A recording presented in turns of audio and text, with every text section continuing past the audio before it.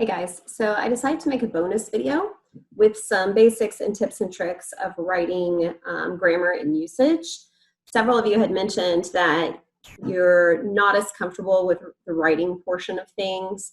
And since it's kind of hard on Moodle to really dig in and annotate your work, and I want to help you become better in your writing so that you have more confidence.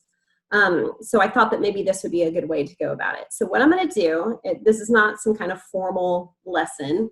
I'm going to go through basics. So I'm really going to start with basic sentence structure. So if you're comfortable with that part, you can skip ahead or whatever you want to do. And then I'm going to go into a bit about sentence construction and common grammar and usage errors that I see a lot in correspondence. And so hopefully that way, when you write your cover letters or you're emailing a potential employer, or even once you're hired, emailing within the company, you'll be confident in what you're seeing and not worried that someone's going to dismiss you out of hand because of some language errors. So this is how I'm going to do it. I'm just going to share my screen. And I'm going to pull up a blank Word document and we're just going to talk about it. All right, so hold on one sec.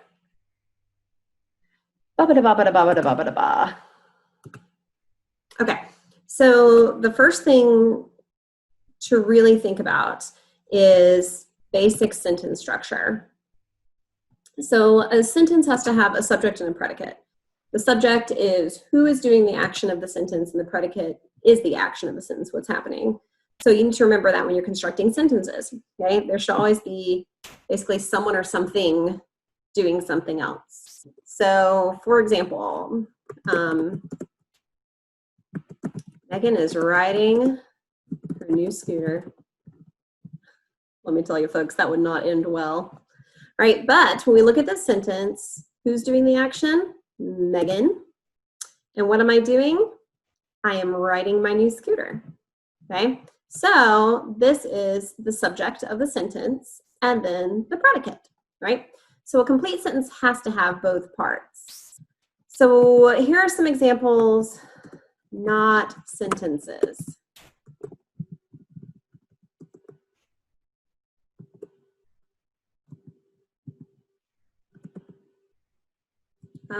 Wait, hold on. Let me go back and try again. I'm really bad at coming up with sentences off the top of my head. So you're either in for a treat or torture. I'm not sure which, maybe both. Okay, so not sentences.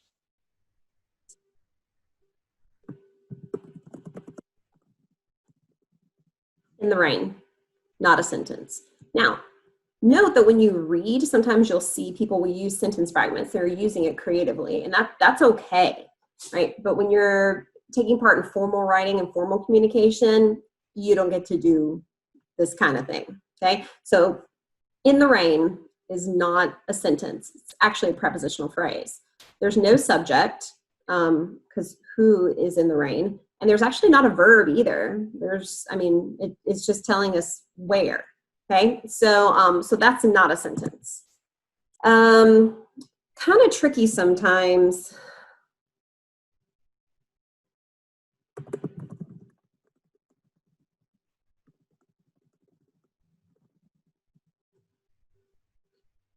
This is a little tricky, okay? Although I thought it was raining. This is a sentence. But it can also be used as a phrase. So a sentence, yes, because I is the subject and thought is the action, but it can also be used as a phrase. Although I thought it was raining, I realized it was actually quite sunny. Okay, and this is a more complicated sentence. And so you have a phrase here basically, or a clause, and then another clause, right? But that can be a sentence on its own, or it can be used as part of another sentence. I know, super tricky, right? All right, now here are some sentence structure errors that people make.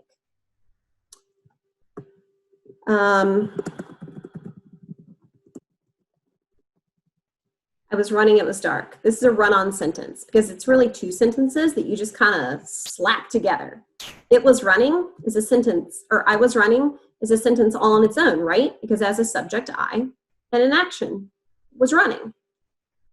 This part is also a sentence. It was dark. It has a subject, it, and then an action or predicate, was dark, right? When you have two sentences and you want to connect them, you can't just throw them together like this, right? There's a couple things you can do. You can insert a semicolon. The semicolon is my favorite piece of punctuation. I may have already mentioned this, but I love a semicolon. You want to use a semicolon in this way when you've got two sentences that really are dealing with the same topic and are very closely connected, so that we make the close association between them. And in that case, you just stick a semicolon right in here. Now, the way that people mess up semicolons, or semicolon if you prefer, by not using them,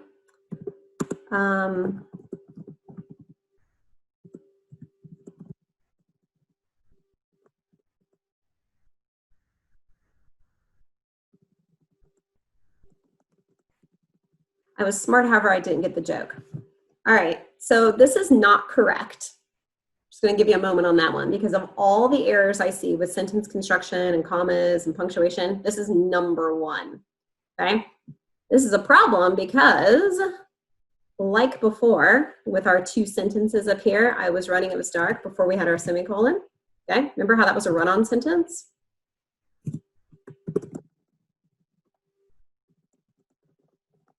This is also a run-on sentence of sorts. It's called a comma splice. It's where you take two sentences and you just throw a comma in the middle like it's glue. Bad news for you, it's not glue. You've got to have a semicolon. I try to remember that because a semicolon has a period as part of it. I mean, it's technically not a period, but it's got a dot, right? And so to me, that shows that when you come to a semicolon, it's full stop, which means like end of sentence, beginning of new sentence. A comma is a pause. Okay, so try to remember it that way. Use a semicolon when there's two complete sentences. So therefore, in this, which is the most common error I see, I was smart, however, I didn't get the joke. This is also a problem, right? You've got two sentences here. I was smart, I didn't get the joke, right? They're both sentences. Now, you can use conjunctions, many different kinds of conjunctions, appropriately here. I was smart, but I didn't get the joke, okay? Conjunctions are words that act like glue. So, but, and, or, so, words like that, right?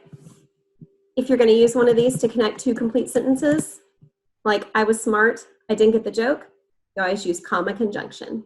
Okay, so if there's two sentences being combined, comma conjunction. Here, however, this is a different kind of conjunction. I'm not going to get into all that. But because the second part doesn't go with a coordinating conjunction, because that's however, you actually need a semicolon right here. And this is the same with however, though, therefore, all those sort of like fancy schmancy ones, they get a semicolon before them. Coordinating conjunctions, but, and, or, so, they just get a comma because they're not quite as fancy. So that's how you can remember that. Fancy ones get a fancy semicolon, and the little guys, they just get a comma before. Okay. So that's some basic sentence structure. A note on verbs, and then we're going to move into common errors that I see. All right, so you want to make sure that your verbs are always consistent and that you don't shift verbs in the middle of the sentence. So for example, he ran, she walked, and I march. Okay, so that's like we're living in some kind of strange time warp because he ran is in the past, she walked is in the past, I march is in the present. Whoa. He ran, she walked, and I march. I don't even understand when this is happening. Did it already happen? Is it happening right now? Is it yet to happen? I don't know. All right. So you want to make sure that you keep the same verb tense. If you're writing a sentence and you're talking about things that happened in the past, keep the past. If you're writing a sentence and you're talking about things that happen in the present, keep the present. Future, keep the future. Okay? A note on verbs. All right, so here's the moment you've all been waiting for. Common errors I see. All right. So there's some apostrophe errors we've got to go over. Okay? Now we'll put verses like it's a competition. Your versus your. Very similar. Okay. I see this one a lot. My aunt owned a florist shop for years before she retired, and I used to help her write the cards at the florist. And I think the florists probably write your more than anything, right? Like you're the best, or you're wonderful, or it's your birthday, or from your husband, or from your partner. So, so I would see this a lot, and it drove me bananas because it's wrong all the time. And this is one of these things that like my husband makes fun of me because I'll get like an arrangement of some kind or something delivered, and we'll have the wrong form of your, and I just like can't get over it. Like I cannot even display the card, and my husband's like, "You're out of control." True. I'm like a grammar monster. All right. So here's the difference between these two. And I'm going to be really straight with you right now. I'm actually having some interviews right now for a position in my department. And the first person that applied had a couple of typos and a wrong form of one of these words in their letter. And I was soured on it from the start because I thought, oh my goodness, like you should have proofread this. Had a friend proofread it, and proofread it again. Like attention to detail is what it suggests. So the difference here, your with an apostrophe, just remember that this is the contraction of you are, okay? That's why it has the apostrophe. And your is possessive. So we're talking about something that belongs to you. So you're pretty fantastic, because you are pretty fantastic, versus your cheese. This is your cheese, not my cheese. This is your cheese. That's possessive. It's the same thing with there and there, okay? There with an apostrophe. They are versus they are possessive, right? They're going to be late. They are going to be late. This form. This is their house. It's not, this is they are house, okay? Just like it's not, this is your cheese, right? If you need to slow it down and think like that, do it. I'm all about like the cheats in the head. So this is the same. You have the contraction and then the possessive. All right, here's some other words people mess up quite a bit. Affect versus effect. Now, I know some of you are pricing there right now and you're like, oh, I cannot wait. I never understood the difference between those two. And I don't blame you, because I think I was, let's see, I was out of college when one of my teacher friends, it was my first job, gave me a little way to remember it, okay? Oops. And this is her way of remembering. The effect of the wine affected my vision, right? So the effect is the noun, okay? Special effects. That's going to have a negative effect. A noun, person, place, or thing. I can't believe the effect she had on him, okay? Affect is the verb. Okay. It can also be a descriptor. I find that very well, no, that's not true. We use effective because it's describing. Affect, how, oh my gosh, why can I not think of any examples right now?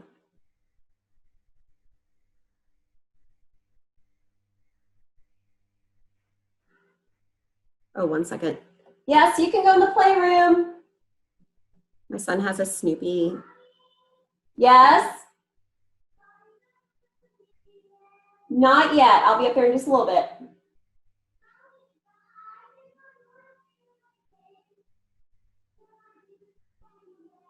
I know, but I have to finish work. I'll be up there in just a minute. Let me finish. Life is hard. He has a Snoopy cuckoo clock that plays at the top of the hour, and he knows when he's at rest time that when the Snoopy clock plays, it means he can go in the playroom and turn on the television or play with some toys. And he loves this cuckoo clock. It plays the Charlie Brown Christmas, like do do do do do do do do do do do, and Snoopy like pops out like a cuckoo bird. But anyway, so sorry about that. But there's something else about my life that you've learned today. So affect, that really affected me. That's affect. That line had a major effect in the debate. No, that's an effect. That line really affected the debate. So yeah, there you go. That's how you remember that. I'm gonna stop trying to come up with bad examples. Okay, affect and effect. Let's see what else. Less than versus fewer. I find that most people, like honest to goodness, do not know what the difference is here. And this is another one that I really didn't know until way later. I was teaching 6th grade grammar. Oh my goodness. And that's when I learned about this one. So, and another one I'll tell you about in a second. So less than is an amount. Fewer, a number. So for example, I have less orange juice in my cup than you do, right? That's an amount. She has fewer pins than her neighbor has, okay? Because we're talking about like individual number of pins versus an amount of something. So that big pile of dirt is less than that big pile of dirt. It's an amount, okay? On the other side, I have fewer pairs of shoes than my husband has. We're talking about a number of things, okay? So amount versus number, that's less than and fewer. This is a nitpicky one, I just have to talk about it. As if versus like. So we have these signs in my neighborhood that say, drive like your children live here. And this is another thing that maybe I'm really annoying actually, because this drives my husband crazy too, because those signs make me, I just want to go and get a Sharpie and correct them, because it should not be drive like your children live here. It should be as if, right? As if is the circumstance, right? Like is a comparison, right? So you're not comparing your driving and if kids lived here. Like you use the word like when you say like those two things are very alike, or I want you to draw like, paint like Van Gogh, okay? As if is a scenario. I want you to paint as if you were Van Gogh. So that's the difference. That one's super nitpicky. I mean, no one's ever going to call you out for that, but you can sound like super smart if you use it. Okay, speaking of which, then than versus then. Okay, than is comparative. So that costs more than the other. Then is more about like sequence. Okay, I chopped up the vegetables and then I put them in the pot, right? Than is comparative. When you're comparing, use than. That one's larger than that. That one's smaller than that. This cupcake is sweeter than that one, okay? Then is a sequence of events. Okay, I'm almost done. Okay, who versus whom? This one's a little tricky, you guys. Okay, so who, the subject of the sentence is a subject. Whom is an object. All right, what's the difference between these two things, you may ask? Well, first of all, the subject, what's doing the action, okay? An object receives the action. For example,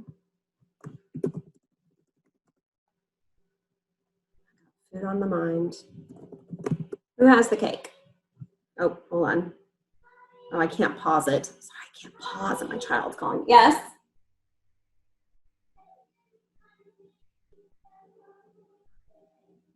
What?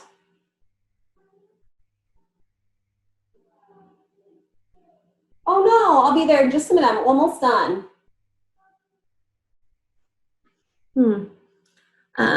Who has the cake? Okay. The person doing the action is who, right? Because they're the one who has the cake. So when we're asking, okay, whether we're asking or we're stating, who is the one with the cake? Okay, so we use who.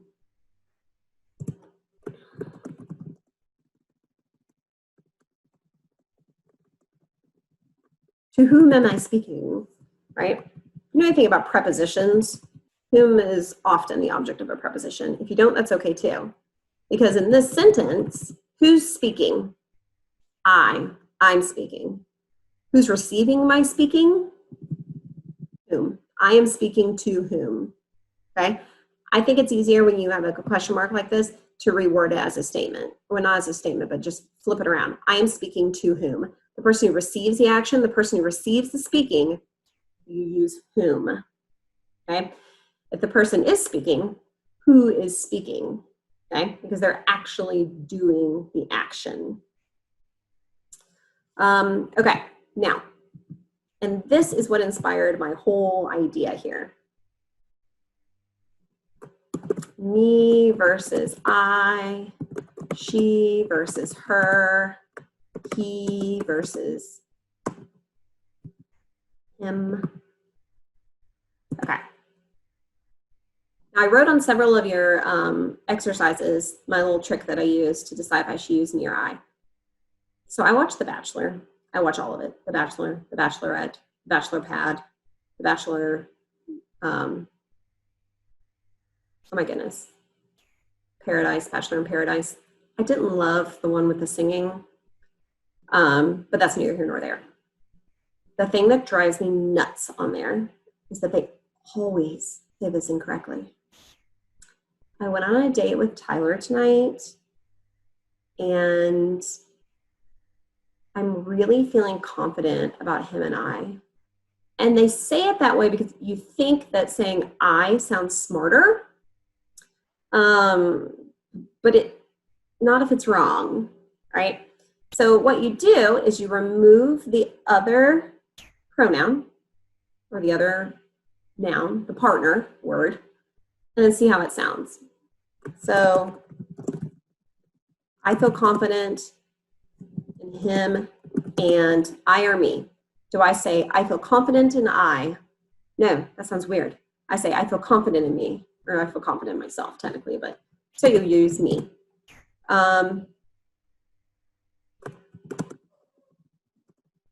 I really love her. Okay, you can say I really love she. And then, but here's a tricky one. Getting your toes. Yeah. All right. Okay. All right, I'm recording. Okay. All right, so a couple other things. This is Jack. He's very sad, but he's going to be feeling better soon. Okay, and his head is disappearing off of the camera because the background. Hold on, I wonder if I can fix that. I can't fix that either. This computer is so silly when it comes to Zoom. Mommy, you were disappearing. I was. All right, so a couple more quick things. What? You would say, on The Bachelor, they would say, I really love her and I. I just really love the time that her and I get to spend together. No.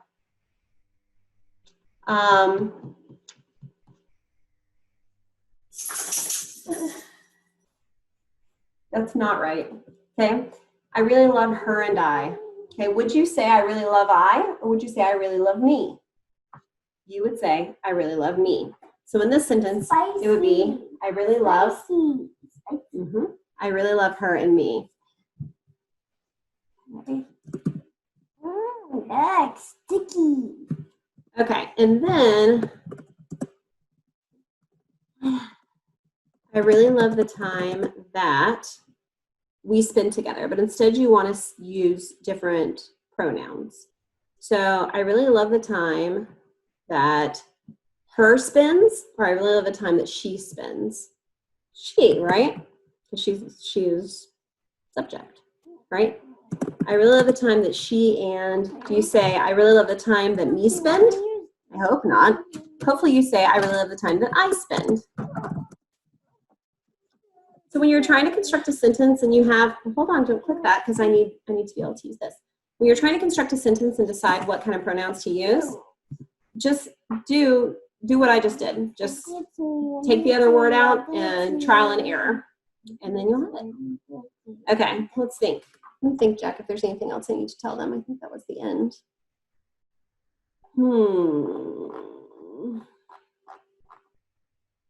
I think that's it, you guys. If you have any other grammar questions or you want me to demo something else, a question you have or that I didn't think of here to go over, then just email me or leave me a note and I'll add to it for you guys. All right, I hope that was helpful. And anyway, I hope it was good for you. All right, talk to you soon. Bye. See if I can